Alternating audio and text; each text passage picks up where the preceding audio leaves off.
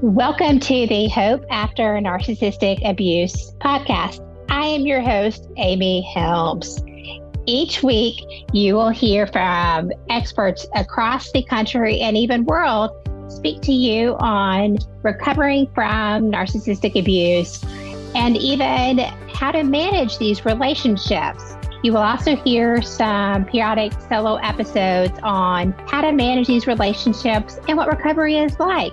It is my hope that you will leave each episode with some renewed hope that you can and will beat this. Thank you for tuning in. Hey, welcome to another episode of Hope After Narcissistic Abuse. Today, I'm so excited to welcome Wendy Behary. Wendy is the author of Disarming the Narcissist, which is now in its third edition. And it's a book that I actually love. I have all three editions, so I highly recommend you hop onto the show notes and purchase your own copy. She has 30 years of professional experience at the advanced level. She has an online group. You can hop on her website and get more professional support. She can tell you more about that. Her whole bio, it's very extensive, but it'll be in the show notes as well. So I won't belabor on that because I'm so excited for you to hear all the knowledge she has for you. Welcome, Wendy. Thank you for joining us. Thank you, Amy. Thanks so much for inviting me. Thanks. First, your book. So helpful. What led you to first write it in the process? Yeah, I was invited to write this book actually by a New Harbinger. One of the editors had listened to me giving a presentation on this topic at a clinical event and asked me to write this. And I had been thinking about this, inspired by many of my clients who were, I work primarily with narcissistic men themselves. Hard to imagine, but that was been a big part of my career. But I was also working, of course, with partners and people who were coming out of these relationships or trying to cope with them because they were not quite ready yet to depart, whether it was children or finances or fear, just legal issues, etc. So I was inspired by people who were trying to find ways to survive and to stay and to protect their families and to live their lives with some quality and some sense of wellness despite, the noise around them. And even to see if in fact they were dealing with someone who was on the milder end of the spectrum of narcissism, if there were ways to make an impact or to influence change. And also with those who really needed to find a way to create an exit strategy because it was becoming unsafe. It was far too abusive. It was dangerous. It was toxic. And I write about that a lot in the third edition, in addition to those who stay, but those who really need to leave and choose to leave, are ready to leave, ready to have a relationship that meets their needs, how to support them in the aftermath of this, which can be very frightening and unsettling. Mm-hmm. So first, we've talked about this before, but you are probably one of the leading experts in this field. So just understanding narcissism, the spectrum, would you give us your definition or help us understand what you would call it? There's a formal diagnosis of narcissistic personality disorder, and I like to think of that as at the further end of the spectrum where so many of the traits are evident, meaning grandiosity, entitlement, control, in some cases abuse, but not always. Not all narcissistic people are violent or volatile. They will hurt you. There's no doubt about it. They can be harmful to your emotional health and wellness, but they're not all physically abusive. And so there's narcissistic personality disorder, which is the formal diagnosis. I prefer to look at narcissism along a spectrum from the degree of trait intensity when it gets activated, just how bad it gets, how much they show up, how quickly they get triggered. Narcissistic people are genuinely, just to put it in kind of a short form, they are highly sensitive people who are incredibly, they're impaired. They're impaired, wounded folks. We all have stuff. They have stuff, you know, in their background too. That's not an excuse. I don't make excuses for them. I just do think that it helps to understand how they are put together, because it is so easy to fall prey to their incriminating, devaluing, debasing, disparaging behaviors and labels that they attach to those around them, especially their partners, their loved ones. It's easy to fall into the trap and to start second guessing yourself. So when you understand how they're put together, why they react the way they do, it does spare you a little bit of that self-doubt, and maybe even, you know, some of that what might have been old messages in one's own life, you know, that you begin to start questioning again. So it's a little liberating.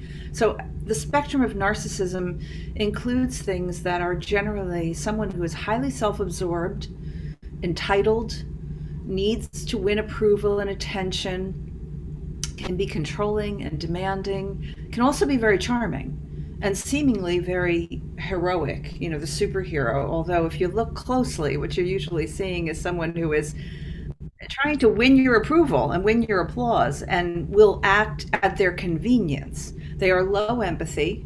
That doesn't mean that they can't learn or develop the capacity for empathy. They can, those who are willing to do the work in treatment, but that's not a lot of people with narcissism. So it's it can, you know, it can leave us very despairing when we look at this population. They are the most difficult to work with in the treatment room. So you have very few clinicians who really understand it or know how to proceed effectively, which is why I spend so much of my time training clinicians on this topic.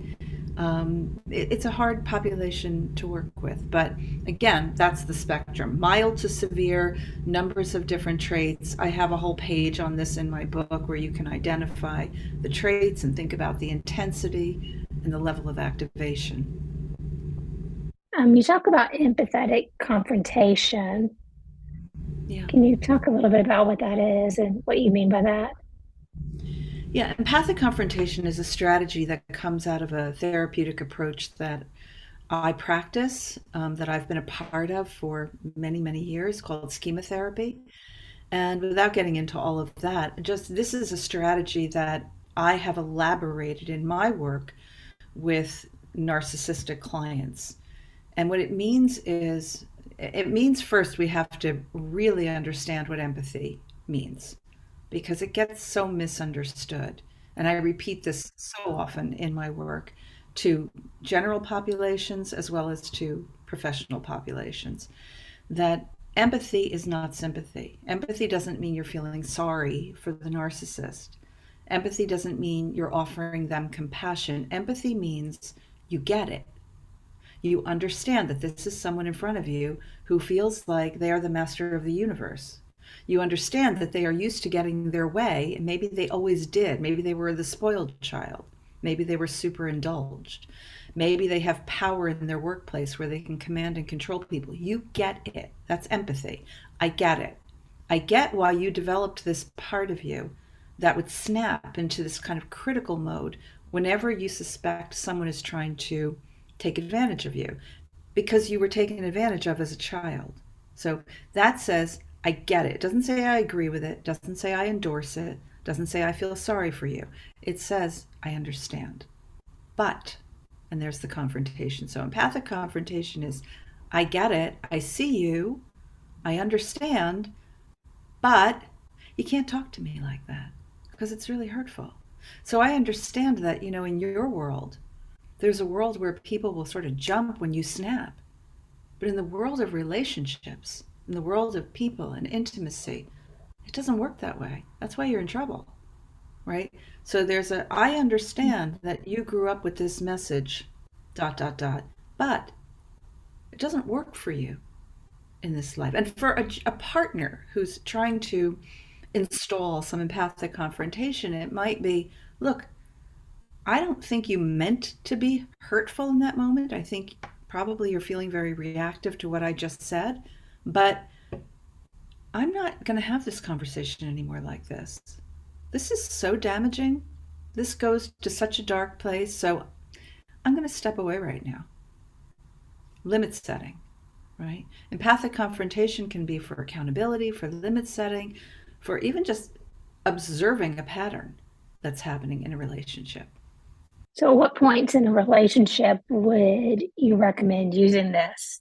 Because I'm Always, all the time. okay. When the narcissistic behavior shows up. So when they're in a mode where they are interrupting you, they are controlling, they are devaluing or becoming critical, they are acting entitled, like the rules don't apply to me.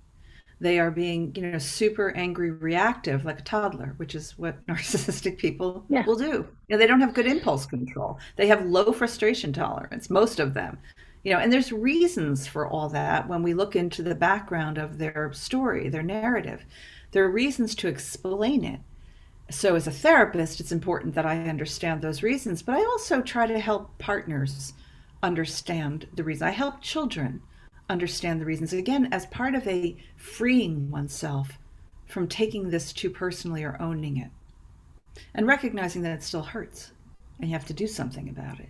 And so the best thing we can do is, either take action when you can, and that might be something very radical, like really planning a departure from this relationship, or it might be, in some cases, looking to see through the grand experiment, I like to call it, of where do you have leverage for possible change to happen? Do you have leverage? Meaning, is the consequence of losing you so great that you might be able to, if you're ready, to say, I know this is a pattern that's hard for you to change, and I can appreciate that you feel like, or you believe that I'm just this controlling individual who has to have everything my way.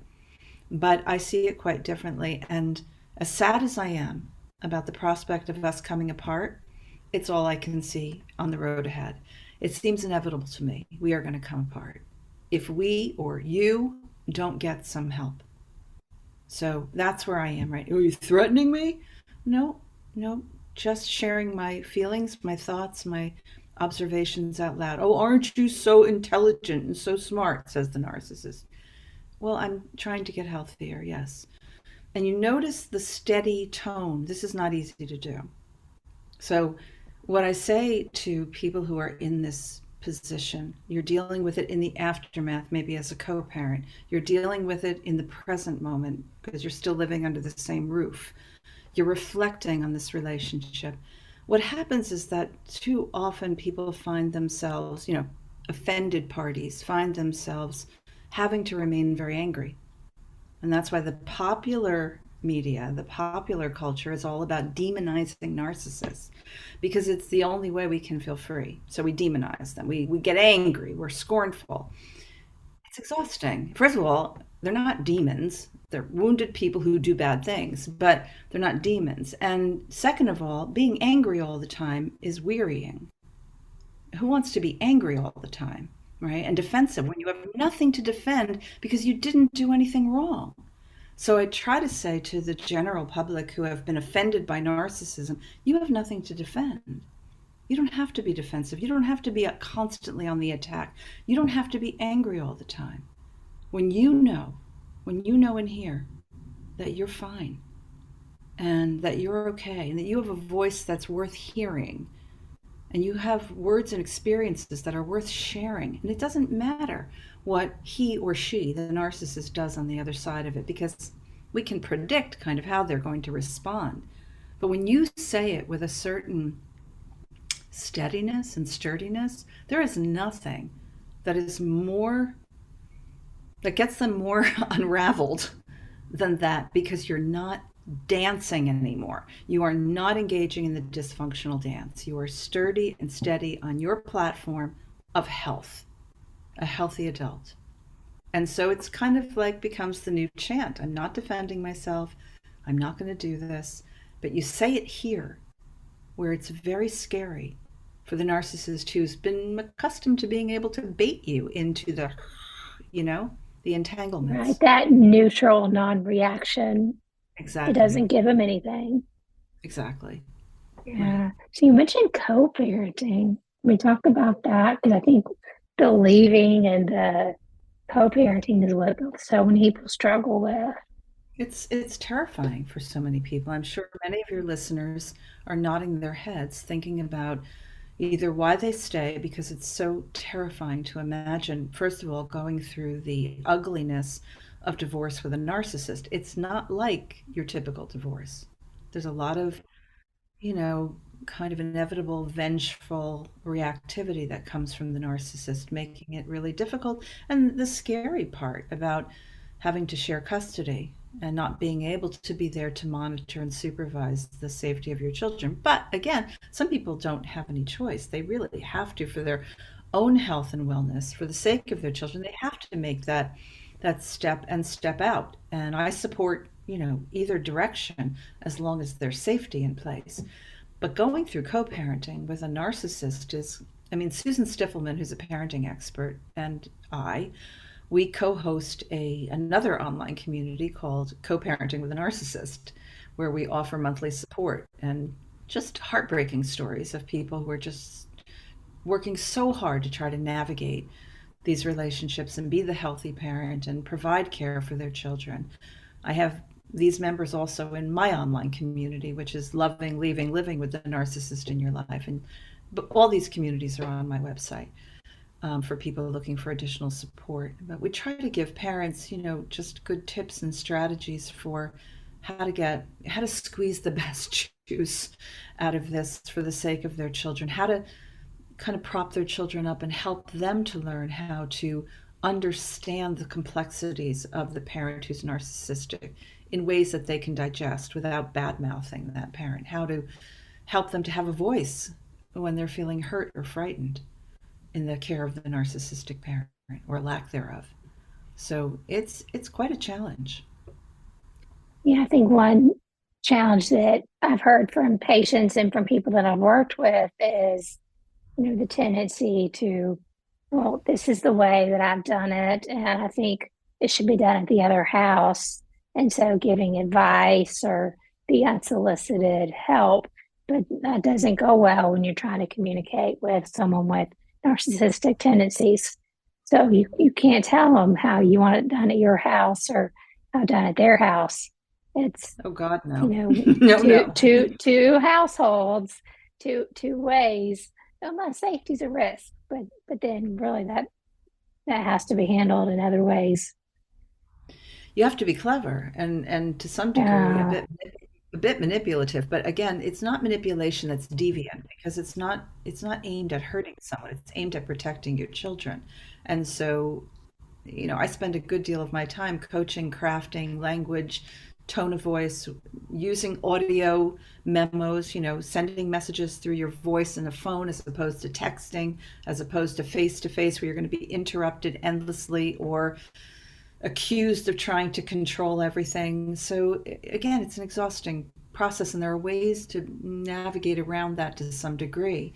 But yeah, you can't share with the narcissist, well, here's what I think would work best, because even with your best intention, they hear that as you're trying to take over, and they are still ouching from the separation, Mm-hmm. even if they initiated it, although they don't usually initiate it. But even if they initiated the separation or divorce, they are still reeling from this shame, this failure, this judgment, this loss of the facade of their family and how it looks to the audience outside. So there's a lot of, anger kind of seething inside. Very, really hard to have kind of a rational conversation about child rearing with them. Mm-hmm.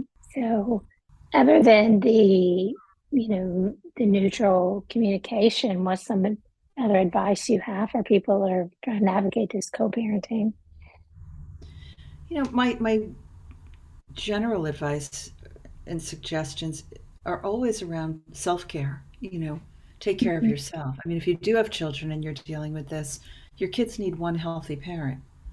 And it's a big burden to carry to be that one healthy parent. But it does mean having to take care of yourself. Do all you can to keep your nervous system regulated, whether it's therapy or it's self-help or it's meditation or it's exercise or all of the above. But just ways of modulating that angst that gets so easily provoked when you're in a relationship like this, either on the inside or from the outside.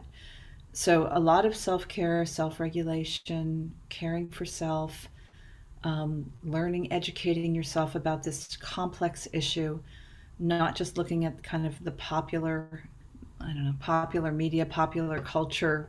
It can become very enticing to be a member of that club because, it just Mhm. feels like everybody gets it, but it also can be very exhausting if there isn't enough good, solid information about what you're truly up against.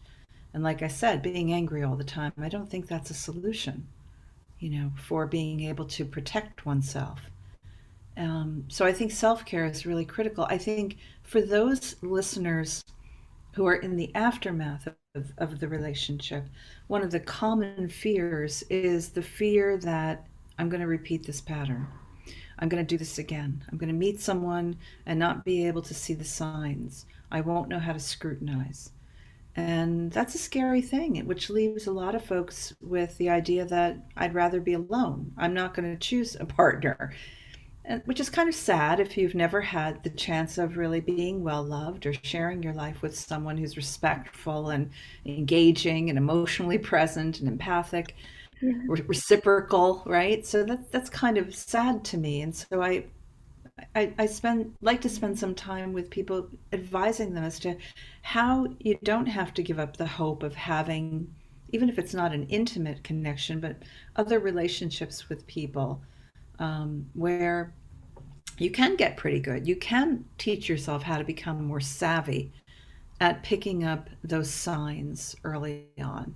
I mean, narcissists are clever folks. They're really good at, they're good at courtship, they're good at being charming, they're good at delivering the goods in the very beginning of a relationship. If they want something, they're good at getting what they want.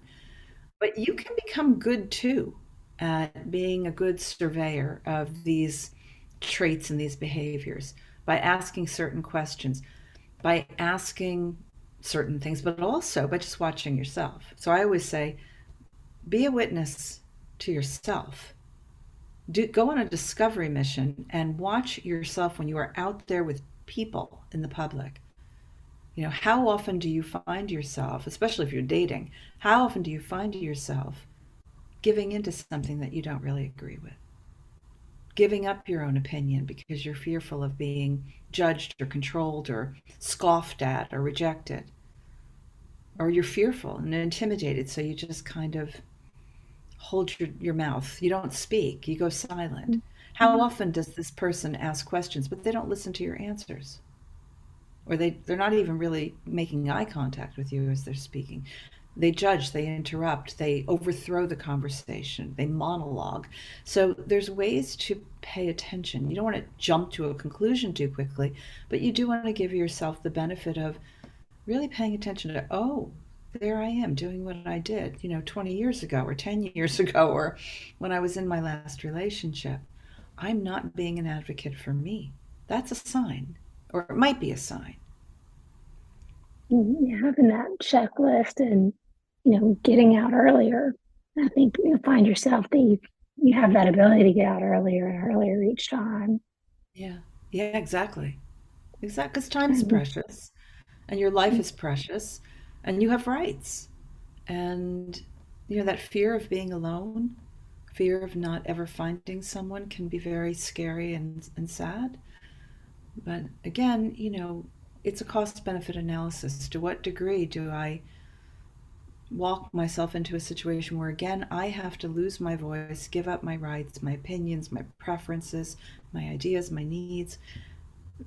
Or to what degree do I allow some time to really make sure that I'm in the presence of someone who adds value to my life, who sees me, who respects me, who gets me, right? Who has that give and take mentality.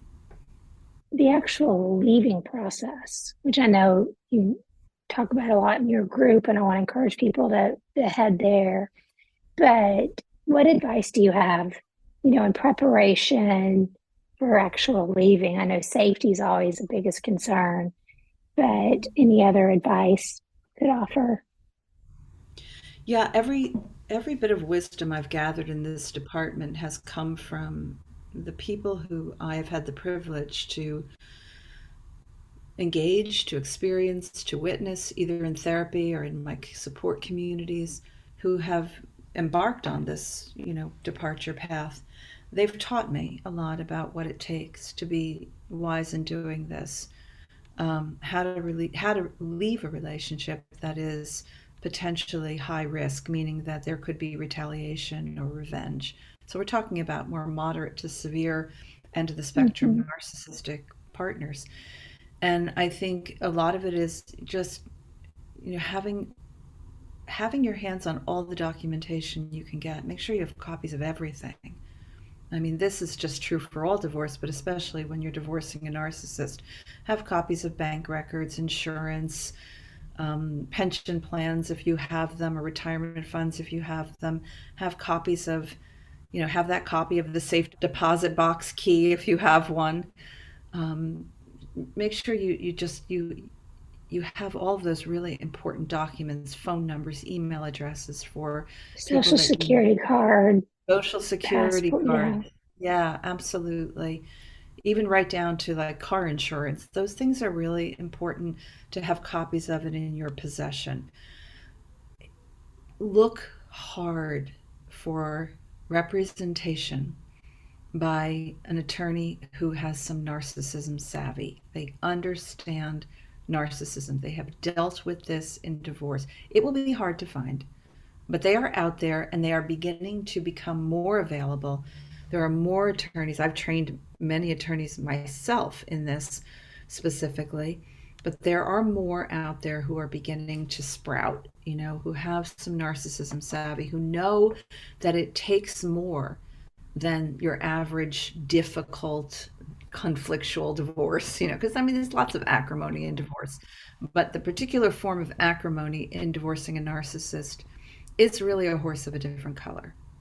And it does require an attorney who knows just how to provoke the narcissist into either doing the right thing or showing up in a way where their true colors are revealed and they're not charming in the court system.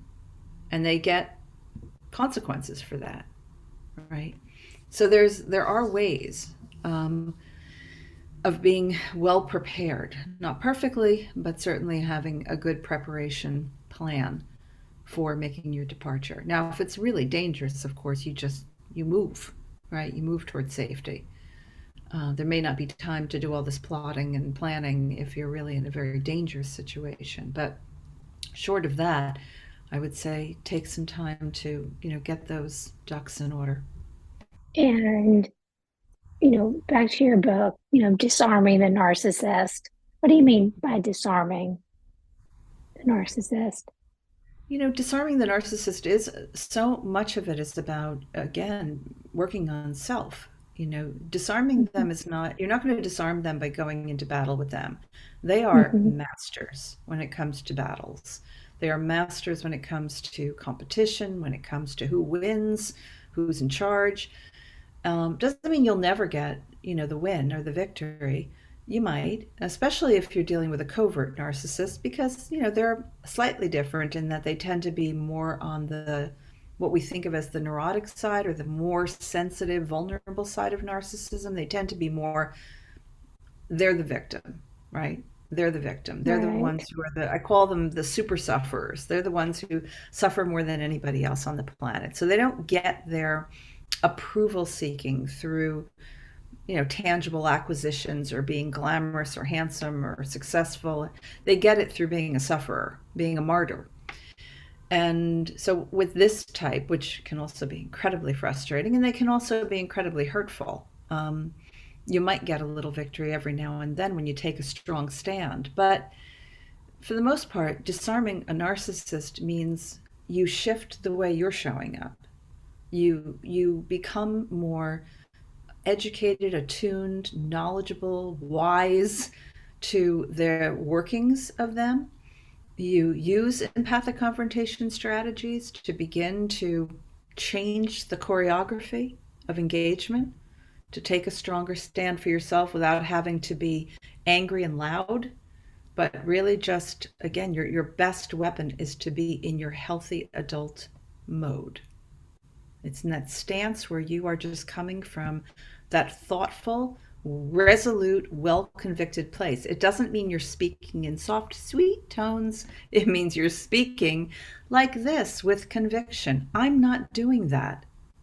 I'm done going. I can see we're headed for the dark path. I'm not going there. In the spirit of protecting this relationship or any chance for our children to be safe and well, I'm not having this conversation with you now. You can see it as controlling. You can see it as me being manipulative. You can call it my therapist's voice in my head, whatever you like. But this is my decision. And I'm really happy to come back and talk with you about it later when maybe it's cooler and calmer and we can get to the important matter, because it's obviously important to you because you're pretty revved up, but not like this. So it's a lot of just limit setting. Yeah, and with like co-parenting, it can be something as simple as, for now, let's stick to the parenting plan set by the court. Simple Yes. answer instead of going back and forth. Because sometimes Yes. people start out being flexible, but then it gets to be a mess. And so just setting a limit, no, for now, we should stick to the plan. Yeah, if you're lucky enough that they will regard the plan and follow Hmm. it. Because they, again, remember, they are rule breakers. They are Right, rule makers, rule breakers. So they don't often have much regard for the plan. They put the burden on right. you to have to seek legal help, which costs money, go back to court to try to appeal, to point out that they're not following the plan. Judges hate this. It's so terrible for partners dealing with the system under these conditions. And so Yes. sometimes it does bear good fruit. You can disarm them a bit, even by doing this thing that I call when all else fails, or the vomit bucket technique, because it makes you nauseous a bit. But, it's this way of appealing to the narcissist by reminding them how important they are to their children as role models, as even in some cases, if it's a son and a father, as a gender role model, you are so important to our child. He takes everything you say so seriously. And I just want you to remember that, how much he needs you, how much he loves you, how much he looks up to you. And that, I know I have to be careful about how I show up. And I'm sure you're doing the best you can, gag, gag. But, I just want to remind you, you're so important. And I'm a little worried that, he may be mimicking things that he's really not prepared to understand yet when he's in your presence. I mean, call me a worrywart, call me an overbearing mother, but I just thought you should know because you are an important person in his life. The word important, you can't say it enough to a narcissist. They love to feel important, but now you're sort of guiding it a little manipulatively, but towards them appreciating, because it's true, their role is important and their kids do need them. So if you can remind them that it's important, you may be able to drop, what I like to say, drop that seed in the soil and see if you can get a little harvest from that. You might get a little something. They may not give you the benefit of knowing it. They're not going to say, thank you so much. That's really really super special of you to share that with me, but you might see it in their actions. Yeah. If you do get that, thank you. That'd be one to print and frame. Yes, indeed. Yeah, save that. I know that's all great advice. Any other words of wisdom or any tidbits you could share with us? Well, just that one more thing maybe that might be helpful to consider is that, we all walk around with this, what I call this inner critic in our heads. Mm-hmm. And in schema therapy, which I practice, we talk a lot about this idea of having an internal critic. I think Mm-hmm. for my population, first of all, narcissists have an incredibly strong internal demanding critic. Believe it or not, right? These larger than life people are actually suffering with immense amounts of insecurity and inadequacy at their core, which is why they're constantly fighting for righteousness, constantly controlling, constantly acting entitled. They do have a lot of insecurity underneath, and they do have a very strong demanding critic often humming in their brain nonstop, which is why they are such high performers and really low connectors. But partners also, people who have dealt with them, lived with them, been family members with them, children of them, can also be at the mercy of this very strong internal critic from the messages you've received either in your early life or from the narcissists themselves. And I do think it hurts, to get into a place where you finally secured some peace. You finally figured out how to care for yourself and your children, if you have children. You've finally maybe navigated away from the danger. And now you've got this critic second guessing you, regrets. Why didn't I figure it out sooner? Why did I waste so much of my time? Why did it take me so long? What's wrong with me? Am I a masochist? Am I a victim? I'm probably going to do it again. And you can hear and feel these horrible messages. What if I had just tried this instead of that? It's so painful, when all anyone wants in this situation is to be able to reflect with some grace, some peace, some sense of self that feels like, I'm entitled to have my needs met. I have a right to be healthy. I have a right to be respected. But it gets crowded out or eclipsed by this inner critic. And I do think there are some really good strategies that we can use to debunk this inner critic, to really address it. Take a moment and listen to it. Don't let it run the charge in your brain like you have ticker tape running through there. Try to confront it, like talk to it like it's a part of you in your head. Like, what do you want from me? Why are you showing up? Are you trying to protect me? You're trying to promote me? Because all you're doing is making me feel terrible right now. Terrible about myself, terrible about my future, terrible in looking at my past. What is your point? Because the inner critic is often either trying to protect us or promote something, but the message itself gets tangled up in what we learned in our life or we learned from the narcissist. So we really want to make sure that we convert that message into something that actually matches its intention. And when you have that conversation with your inner critic and you get curious, like, what is it why are you doing this to me now? What is it you want me to really know? And the critic says, I just want you to be more careful for the future. Oh, okay. Well, thanks, but you could say that instead. That would be more helpful. Just remind me that I need to be careful. You don't have to beat me over the head with all that's happened. You went through that enough. You don't have to go through it yourself.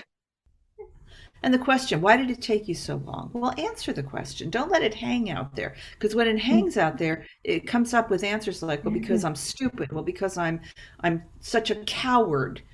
And that's not true. Most people aren't staying in these relationships because they're cowardly or stupid. It's usually because you have very legitimate fear, because you're not ready, because you didn't really understand what you were up against, because you've been overthrown by this kind of poisonous, toxic stuff that's been fed to you, because it maybe is reminiscent of what you learned in your childhood. So you weren't challenging it until now. You're here now. It's a victory now, right? And hindsight's 2020.